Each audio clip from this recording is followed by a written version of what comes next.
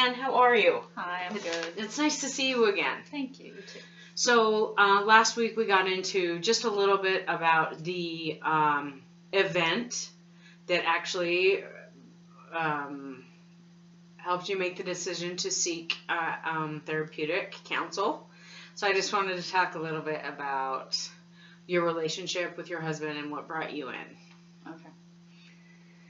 So I finally decided to call you because there was an incident where I was leaving on a Monday morning to take my son to school, and we were already running late, and then my husband was like, "Oh, can I use your car today?" And I'm like, I just suddenly got really angry because this has happened before, and we've talked about, like, I shared with him I need more advance warning so I can put my stuff in his car the night before, and I need to make sure I have the keys to my office with me, not in my car, and just things like that. Sure. And given we were already running late, it was just like, you've got to be kidding. And so I basically kind of had this out of control temper tantrum, which is not like me. And I called him mean names in front of my kids, and just really, like, not the person I want to be. And I really feel like it's his fault because he's just not a good person. And he's selfish and self-centered. And he doesn't think about anything but himself. Okay. And I feel like he doesn't care about his family. So that's why I came to counseling, because I just don't know what to do. Okay. I mean, I feel horrible that I had this temper tantrum and called him names in front of the kids. That's not the kind of mother I want to be. Mm-hmm. It's not the kind of wife I want to be, but I don't know what else to do because he's just so selfish and he's not a good person. Okay, so what I'm hearing you say is that it sounds like an incident that's happened before, just kind of inconveniencing you and your life and what you have going on. Well, this is the first time I had the fit. Okay. All right. So that consequence being that behavior that you exhibited in front of your kids. Yeah. That it sounds like you're a little bit ashamed of. Yeah, I'm ashamed of it, but yet I feel like it's like his fault. Okay. And like, if he would just treat me like he cares about me and be considerate, then I wouldn't act like that. Okay. But yet I know I have control over myself, but yet I don't know. I'm confused. Okay. I hear that you're confused. So I want to go back to this statement you keep making about him not being any good, and not caring about you or the kids. So it sounds like for you there's a lot of evidence to support that. Yeah. So I just wonder if you could go with me back and kind of reflect on your relationship with him and think of some times where he maybe exhibited some behavior that was caring towards you or the kids. If you can think of any of those times, or if any of those times even exist. I mean, I'm sure there are. Like, I'm so frustrated with him right now, it's hard to think of things, but there's just obvious things, like he provides for us. You know, he, takes care of the budget and the finances, mm-hmm. and I don't have to worry about that stuff.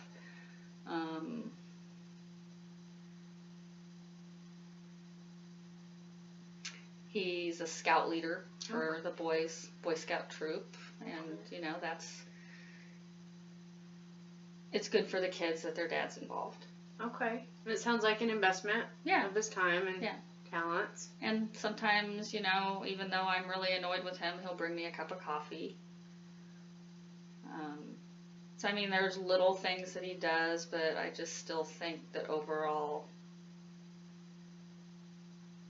So would any of those incidents you mentioned, would you consider those good qualities?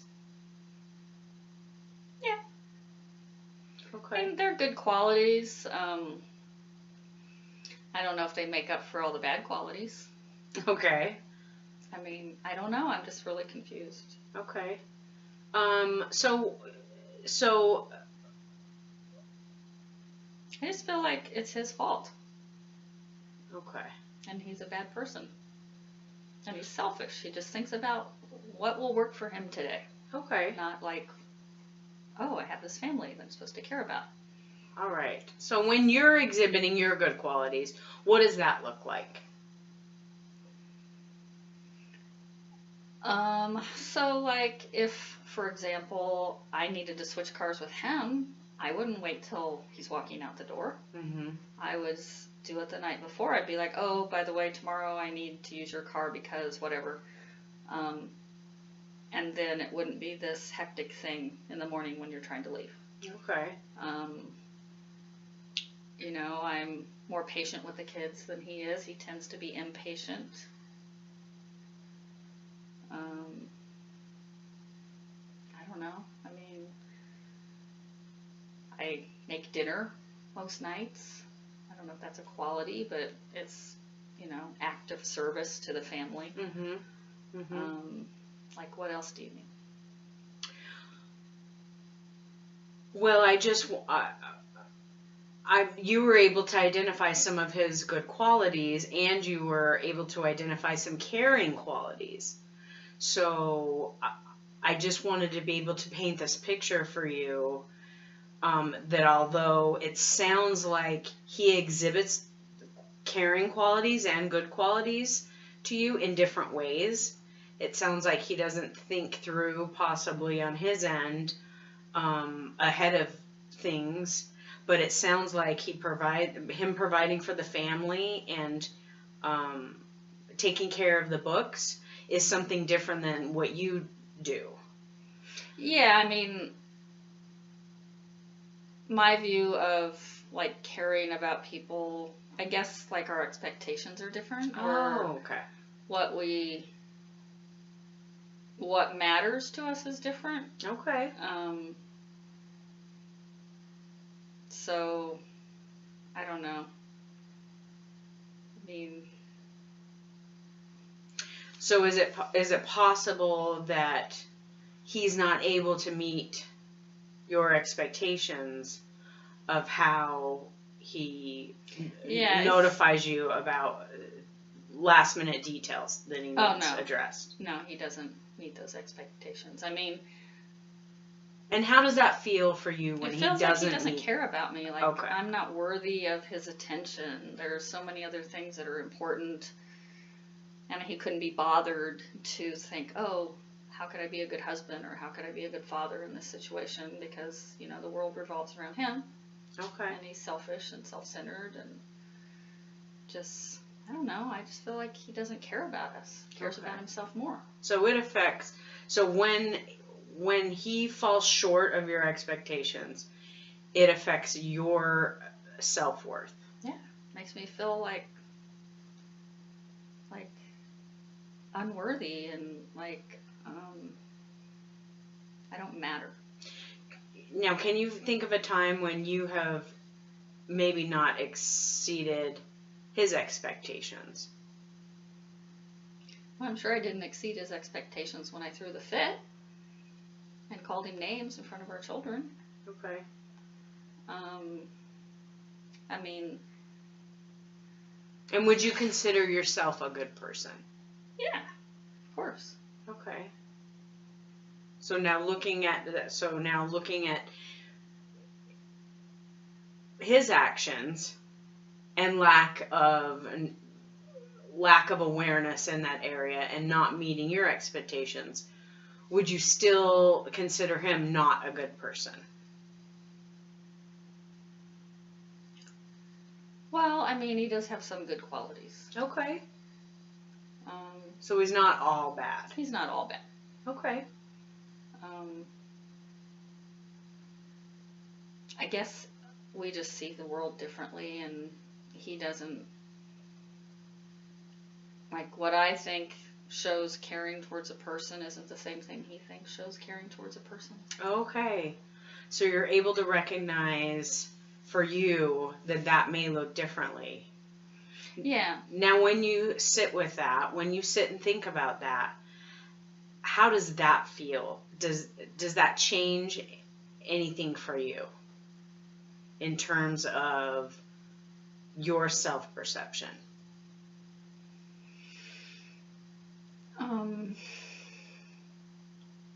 Do you still feel unworthy? Maybe when he does things like that, it doesn't have anything to do with me. Okay. Maybe it's just he doesn't think ahead.